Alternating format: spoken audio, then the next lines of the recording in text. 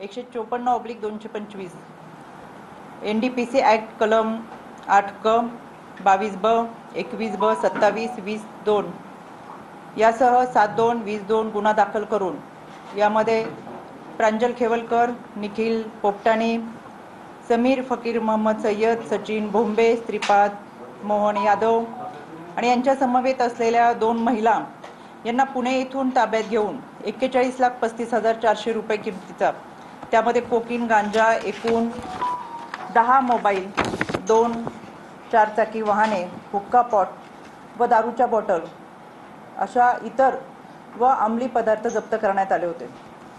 यामध्ये प्रांजल खेवलकर यांच्या इंद्रप्रस्थ सोसायटी हडपसर पुणे येथील घरातून जो मोबाईल जप्त केला होता त्यामध्ये सायबर तज्ञ यांच्या माहितीने तांत्रिक विश्लेषण करून तपासणी केली असता या मोबाईल मधील हिडन फोल्डर मध्ये महिलांसोबत असलेले चॅटचे स्क्रीनशॉट, पार्टीचे फोटो, व्हिडिओ तसेच महिलांचे नग्न व अर्धनग्न फोटो व काही अशोभनीय कृत्यांचे व्हिडिओ हाती लागले। या मोबाईल मध्ये जे व्हॉट्सॲप चॅट करण्यात आले त्यामध्ये एकूण 7 मुली आढळून आल्या। या मुलींची नावं 7ही मुलींची नावं आरुष या नावाने सेव्ह केलेली होती। म्हणजेच आरुष या नावाची व्यक्ती या मुलींचं ह्यूमन ट्रॅफिकिंग करत होते आणि या व्हॉट्सॲप चॅटवरून आरुष याने या मुलींना पार्टी करता लोणावळा आणि पुणे येथे बोलवल्याचं लक्षात आलं। पोलिसांनी छापा टाकला त्याच्या अगोदर सुद्धा 2 दिवस म्हणजे 25/7/2025 रोजी त्याच ठिकाणच्या हॉटेलमध्ये रात्री 10 ते पहाटे 4 वाजेपर्यंत दारू व हुक्का पार्टी चालू होती। त्यावेळेस ही काही वेगळ्या मुली या ठिकाणी बोलवलेल्या होत्या। यामध्ये प्रांजल खेवलकर यांच्या चॅटचे अवलोकन केले असता यामध्ये महिलांसोबत आपत्तिजनक चॅटिंग असून मुलींसोबत सिनेमामध्ये शूटिंग करण्याच्या निमित्ताने संपर्क साधलेला आहे। या मुलींना पिक्चरमध्ये काम देतो, सिनेमामध्ये काम देतो, शूटिंग करायची संधी देतो असं सांगून बोलवल्याचं, तसंच त्यांचा वापर करून घेतल्यानंतर त्यांचे खर्चाचे सुद्धा पैसे दिले नसल्याचे आणि त्यामुळे या मुलींनी वारंवार पैशाची मागणी केलेली यामध्ये दिसून येते। प्रांजल खेवलकर याने खराडीतले स्टेबर्ड हॉटेल असेल, गोवा येथील हॉटेल असेल, लोणावळा, साकीनाका आणि जळगाव या ठिकाणी मुलींना बोलून अशा पद्धतीच्या पार्ट्या केल्याचे निष्पन्न झालेले आहे। या हिडन फोल्डर मध्ये महिलांचे आक्षेपार्ह फोटो, व्हिडिओ आणि खरं तर या मुलींसोबत लैंगिक अत्याचार झाल्याचे दिसून येते। काही मध्यस्थांमार्फत खेवलकर यांनी मुली पार्टीसाठी संपर्क करून पाठवल्याचे सुद्धा या चॅटिंगच्या माध्यमातून समोर येते। यामध्ये मोठ्या प्रमाणातली अनैतिक मानवी व्यापार व वाहतुकीच्या अनुषंगाने रॅकेट असण्याची शक्यता नाकारता येत नाही आणि म्हणून या मध्ये प्रांजल खेवलकर आणि त्याचे सहकारी तसेच या पार्टीमध्ये ज्या मुली उपस्थित होत्या ह्या 2 वर्षापासून संपर्कात असलेल्या आहेत। त्याच्यामुळे या पार्टीमध्ये गांजा, अंमली पदार्थ घेऊन येण्याची पूर्वकल्पना माहिती होती आणि त्या अनुषंगाने त्यांचं यामध्ये पूर्णपणे चॅटिंग झालेलं आहे। आता या पुढची माहिती म्हणजे हा साधारणतः या चॅटिंग किंवा या व्हिडिओच्या माध्यमातून समोर आलेल्या गोष्टी, पण काही शब्दांचा उल्लेख करणं सुद्धा मला संकोच वाटते। या मोबाईल फोन मधल्या हिडन फोल्डर मध्ये 252 व्हिडिओ सापडले, त्यामध्ये 1497 फोटो असे एकूण 1779 फोटो व्हिडिओ आहेत। या व्हिडिओमध्ये पार्टीचे तसेच मुलींसोबत अतिशय अश्लील, अश्लाघ्य, मुलींचे नग्न फोटो हे या व्हिडिओमध्ये आहेत।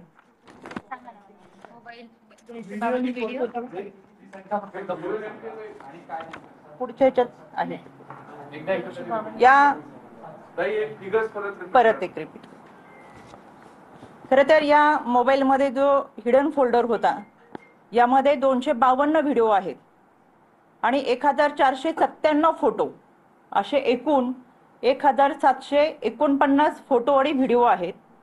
तर हे व्हिडिओ आहे, या व्हिडिओ मध्ये मुलींचे नग्न फोटो तसेच हे फोटो अतिशय आक्षेपार्ह पद्धतीचे व्हिडिओ आहेत। त्यामध्ये 234 फोटो जे आहेत आणि 19 व्हिडिओ हे अत्यंत अश्लील स्वरूपाचे आहेत। मुलींना विवस्त्र करून त्याच्यामध्ये त्यांना नशा देऊन त्यांच्यावर लैंगिक अत्याचार करून त्यांचे काही व्हिडिओ काढण्यात आलेले आहेत आणि या व्हिडिओचा वापर या मुलींना परत ब्लॅकमेलिंग करण्यासाठी करण्यात आलेला आहे। इतकंच काय, अगदी घरातल्या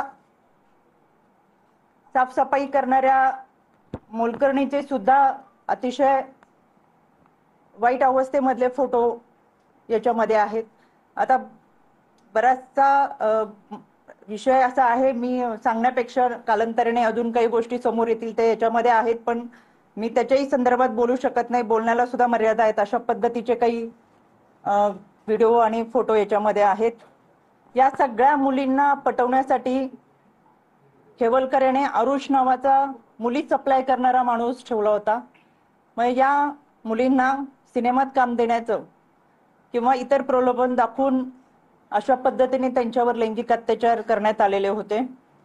एकंदरच हे सगळं प्रकरण पाहता राज्य महिला आयोगाच्या वतीने गेले 2 दिवसापूर्वी पुणे पोलीस आयुक्त यांना काही सूचना केल्या होत्या। त्या अनुषंगाने काही तपास यामध्ये केलेला आहे आणि म्हणून अँटी ह्युमन ट्रॅफिकिंग युनिट हे यामध्ये काम करत आहे। या निमित्तानं हे सगळं एकंदर प्रकरण जर पाहिलं तर मानवी तस्करी मोठ्या प्रमाणात यामध्ये झाली आहे। केवळ मुंबई, नागपूर, पुणे, ठाणेच नाही तर परराज्यातून मुलींना बोलून किंवा या मुलींचा परराज्यामध्ये व्यापार करून मोठ्या प्रमाणात त्यांचं लैंगिक शोषण करण्यात आलेलं आहे। म्हणून राज्य महिला आयोगाच्या वतीनं आम्ही पोलीस महानिरीक्षक, पोलीस महासंचालक यांना महिलांच्या अनैतिक शोषण व मानवी तस्करीच्या पुणे खराडी येथील रेव पार्टी प्रकरणाबाबत SIT स्थापन करण्याबाबत पत्रव्यवहार केलेला आहे आणि यामध्ये या पत्राच्या अनुषंगाने पोलीस महानिरीक्षक, पोलीस महासंचालक यांना जो आम्ही राज्य महिला आयोगाच्या वतीने आजच पत्रव्यवहार केलाय, यामध्ये महिलांचे अनैतिक शोषण, मानवी तस्करी, वेश्या व्यवसायासाठी जबरदस्तीने वापर अशा स्वरूपाच्या गंभीर घटना घडताना दिसतात। विशेषतः पुण्यातील रेव पार्टीत महिलांचा अश्लील व अनैतिक वापर केल्याचे समोर आलेले आहे आणि म्हणून NDPS ऍक्ट नुसार जरी याच्यामध्ये गुन्हा नोंद झालेला असला तरी सुद्धा महिलांची मानवी तस्करी ही मोठ्या प्रमाणात झालेली आहे आणि म्हणून विशेष तपास पथक म्हणजे SIT स्थापन करून खालील चौकशींची तपास होणं फार गरजेचं आहे। यामध्ये आरोपीकडून 28 वेळा रूम बुक करून त्यामधील मुलींना त्या ठिकाणी बोलवलं होतं। यामागचा हेतू किंवा संघटित नेटवर्क याचा तपास व्हावा।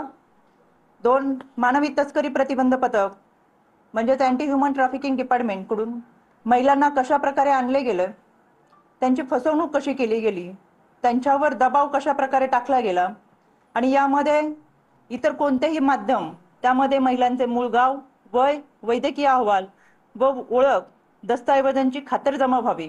3 आरोपीचे मोबाईल, ईमेल, आर्थिक व्यवहार, कॉल डिटेल्स याची सखोल तपासणी होणं गरजेचं आहे।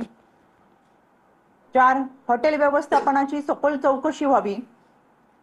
या SIT मध्ये महिला अधिकाऱ्यांचा समावेश करून चौकशी प्रक्रियेत गोपनीयता सुनिश्चित करण्यात यावी आणि या चौकशीनुसार दोषींवरती कठोर कारवाई करण्यात यावी जेणेकरून भविष्यात अशा प्रकारच्या घटनांना प्रतिबंध होईल। खरं तर हे प्रकरण केवळ एका पार्टीपुरतं मर्यादित नसून मानवी तस्करी ही संघटित गुन्हेगारी आहे आणि ती अतिशय भयावह घातक परिस्थिती ही महाराष्ट्रामध्ये निर्माण करत आहे। ही घटना महिलांच्या अनैतिक शोषणाचे गंभीर वास्तव दर्शवते।